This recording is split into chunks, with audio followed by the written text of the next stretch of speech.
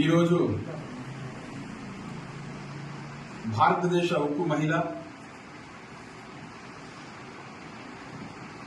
భారతదేశ మాజీ ప్రధాని శ్రీమతి ఇందిరాగాంధీ గారి యొక్క 107వ జయంతిని కదిరి కాంగ్రెస్ పార్టీగా మేమందరం కూడా ఈరోజు ఘనమైన నివాళి అర్పిస్తూ ఉన్నాం.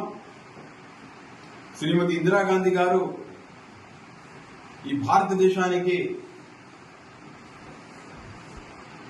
అనేక సేవలను అందించి భారతదేశంలో గరీబీ హటావో అనేటువంటి నినాదంతో భారతదేశంలో పేద ప్రజల పక్షాన నిలబడి పేద ప్రజలకు అండదండలు అందించడమే కాకుండా వారి యొక్క పేదరిక నిర్మూలన కోసం అనేకంగా ఆమె కృషి చేయడం అనేది ప్రతి ఒక్కరికి తెలుసు. ఇందిరాగాంధీ గారు అనేక సంస్కరణలు ఈ దేశంలో తీసుకొచ్చి పెద్ద పెద్ద భూస్వాముల దగ్గర నుంచి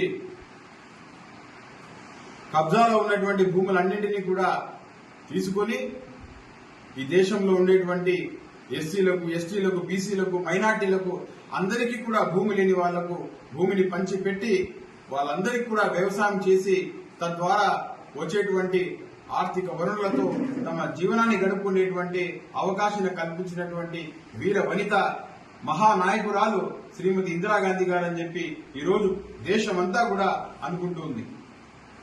మరి ఇందిరాగాంధీ గారిని స్ఫూర్తిగా తీసుకొని దేశంలో ఉండేటువంటి రాజకీయ నాయకులు కావచ్చు, భారతదేశ పౌరులు కావచ్చు, ముందుకు వెళ్లాల్సినటువంటి అవసరం ఎంతైనా ఉందని చెప్పి నేను తెలియజేస్తున్నా. ఈ దేశానికి కాంగ్రెస్ పార్టీ అండదండలు ఉన్నాయి కాబట్టే ఈ దేశం ఈ రోజు కూడా సురక్షితంగా ఉందని చెప్పి తెలియజేస్తున్నా.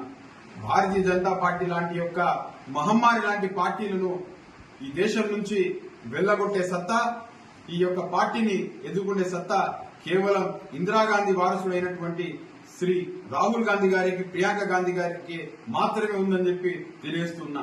రాబోయే రోజుల్లో ఇందిరాగాంధీ గారి యొక్క ఆశయాలను కొనసాగిస్తూ రాబోయే రోజుల్లో రాహుల్ గాంధీ గారి యొక్క నాయకత్వంలో ఈ దేశానికి రాహుల్ గాంధీ గారు ప్రధానమంత్రి అవుతారని, ఇందిరాగాంధీ గారి యొక్క పరిపాలనను తిరిగి ఈ దేశంలో తీసుకొస్తామని చెప్పి తెలియజేస్తూ ఉన్నా.